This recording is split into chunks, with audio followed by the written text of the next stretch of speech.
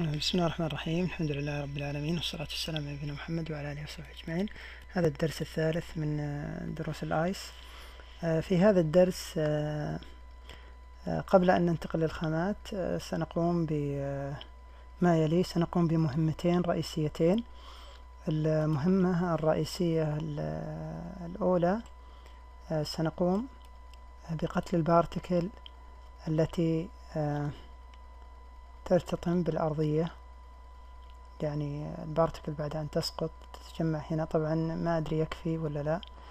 بعد أن ترتطم لا أريدها أن تتجاوز الأرضية وتصل للأسفل وتمشي، لا، أريدها أن ترتطم بالأرضية وتقتل نفسها. فهذه المهمة الأولى. المهمة الثانية بإذن الله سنقوم بعمل أمر مهم. لاحظوا معي الجزيئات لما تنزل من البداية وهي متقاربة، أنا أريدها في البداية تكون متباعدة، ثم من هنا يبدأ التجمع. واضح؟ إذن في البداية تكون متباعدة، فإذا نحتاج إلى قوة جديدة غير قوة الجاذبية. القوة تسمى قوة حصر هذه الجزيئات في مجال معين بحيث أنها ما تخرج خارج هذا المجال. طيب، إذن عندنا مهمتين بسيطتين سهلتين. المهمة الأولى حذف قتل البارتكل التي ترتطم بالأرضية، والمهمة الثانية استخدام قوة جديدة. دعونا نبدأ بالمهمة الأولى. بسم الله.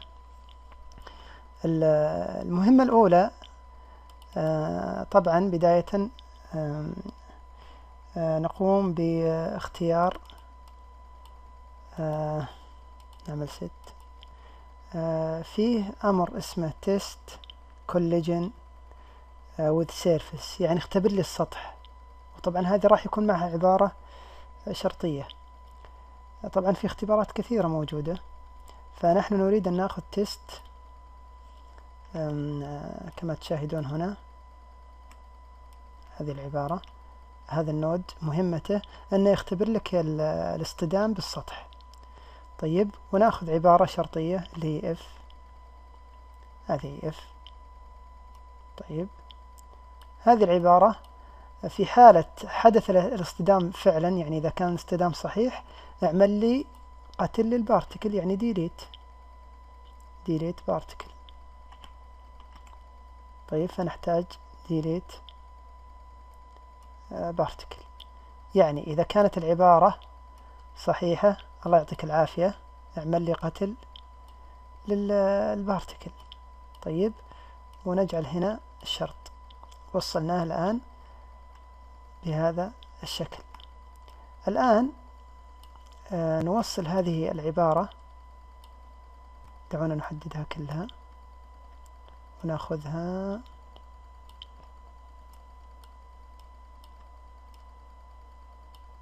إلى وين؟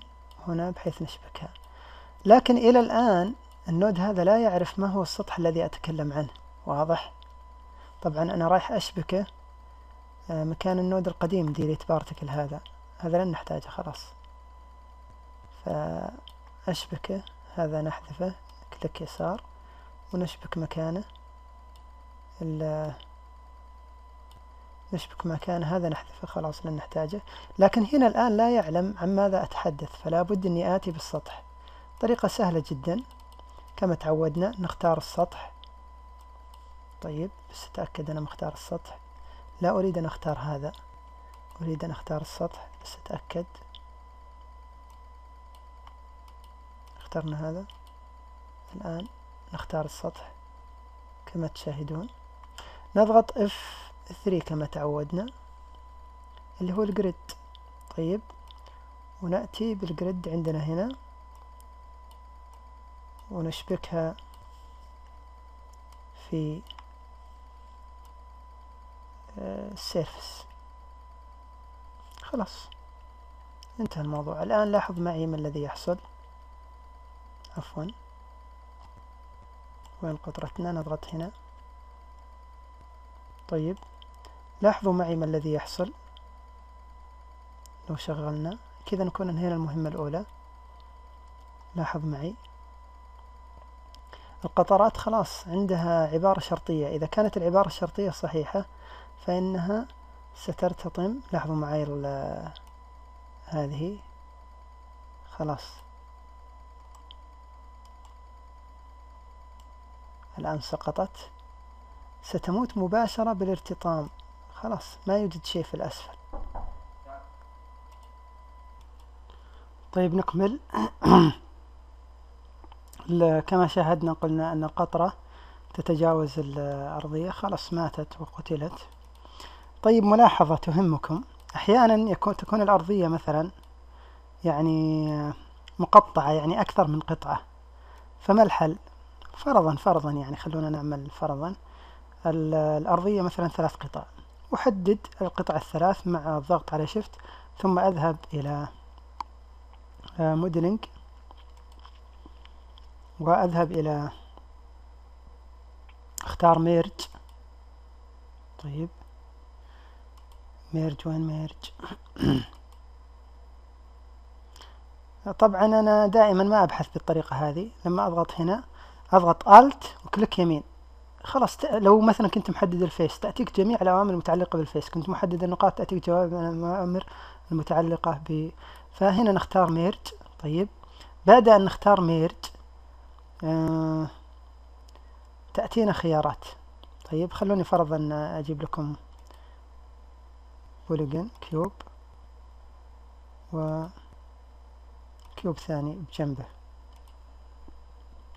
في الكيوبين أحدد الكيوب الأول، شفت الكيوب الثاني، ثم كليك يمين، ثم أذهب إلى ميرج وأعمل لهم ميرج، وأحدد مقدار الميرج وألغي المجسمين الأصليات، لأنه نشأ عندي مجسم جديد مكتملين 2. وهنا أنقل الخامة، إذا كان عندي خامة أنقلها، أعمل لها ميرج ما بين المجسمين. واضح؟ هذا اللي حبيت يعني أوصل لكم، هذا المجسم القديم. طيب حنا أخذنا الأرضية ونقلناها هنا، نشوف كم صار للدرس، 7 دقائق. طيب الآن انتهينا من الجزء الأول، قتلنا البارتيكل إذا تجاوزت الأرضية، وحذفنا يعني وضعنا عبارة شرطية إذا كان صحيح. إذا كان خطأ طبعا ما الذي يحصل؟ الريزلت، النتيجة، إذا كان خطأ تبقى حية البارتيكل. طيب الآن سنعمل الخطوة الثانية من درسنا، وهي ماذا؟ اللي هي التحكم. نضيف قوة جديدة، نذهب للفورس، عفوا اف فورس، وقلنا أننا نريد أن نضيف قوة جديدة تقوم بالتحكم بتقارب وتباعد الجزيئات أثناء سقوطها. نذهب للفورسز، هنا الفورس الخاصة بالأقوى، هنا الفورسز، نختار هذا النيبورينج بارتيكل فورس، قوة تتحكم بتباعد وتقارب الجزيئات وجيرتها مع بعض. طبعا لونها رمادي، نشبكها مع مو مع الجرافيتي، نشبكها مع القوة، لأن الجرافيتي قوة مثلها، فنشبكها هنا، عفوا ننشئ يعني منفذ جديد، وهذه ننشئ لها منفذ insert بو، ننشئ لي منفذ ونشبكها هنا. الآن يتحكم لي هذا بمقدار، خلونا نذهب لكاميرتنا هنا، لما تضغط هنا يثبت لك إياه، ما يروح لما تضغط. طيب لاحظ معي الآن الجزيئات في البداية تباعدها يعني 1، يعني متقاربة تقريبا، هنا بالنهاية متقاربة جدا. فنحن سنبدأ نتعامل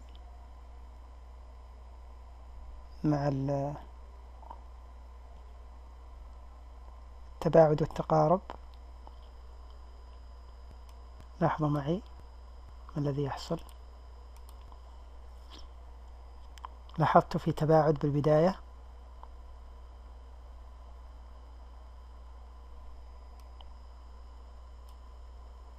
لاحظوا معي صار تباعد وتقارب للجزيئات، وهذا ما نريده.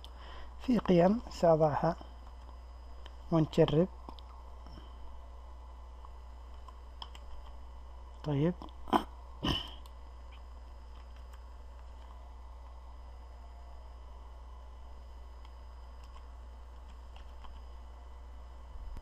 لاحظوا معي نشاهد.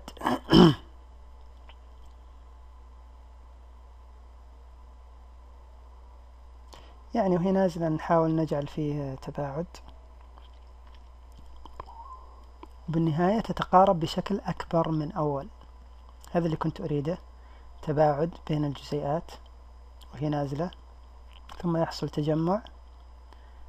وخلونا نرجع للسلايد. سلايد عرفناه، هذا السلايد هذا كل شوي نتعامل معه، يعني نعدل فيه ونشوف المقدار المناسب لنا. مثلا لو جعلنا هذه 5، شوفوا ما الذي يحصل. طيب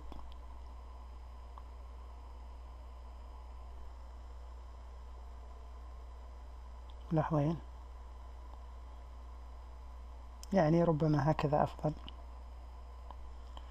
هنا نشوف 6/10 زي ما كانت أول.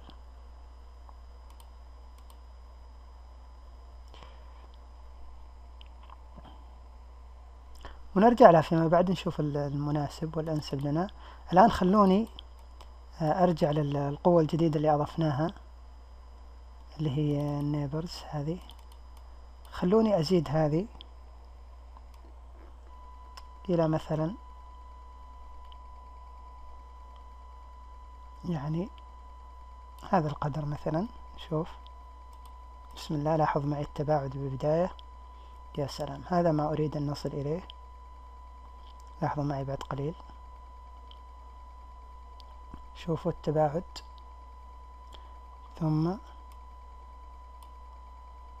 تتقارب بشكل رائع النقاط. هكذا ما نريد أن نصل إليه. أسأل الله سبحانه وتعالى أن يكون في الدرس الفائدة وأن يكون واضح. إن عملنا نقطتين، قتلنا البارتكل، ثم استخدمنا قوة جديدة، ما فعلنا شيء جديد. إن شاء الله الدرس القادم سنقوم بجعل البارتكل تتداخل مع بعض، يعني نلغي الحدود اللي بينها، يعني نعملها بلب. نبدأ بدرس الخامات إن شاء الله الدرس القادم، بحيث أن الجزيئات هذه، طبعا أنت تستطيع حتى الجزيئات أن تستبدلها بمجسمات أخرى إذا كنت تريد أن تظهر بدعاية معينة أو شيء معين. أسأل الله سبحانه وتعالى أن يكون الدرس نافع. والسلام عليكم ورحمة الله. وبركاته. ألف تاء هاء. أخوكم أبو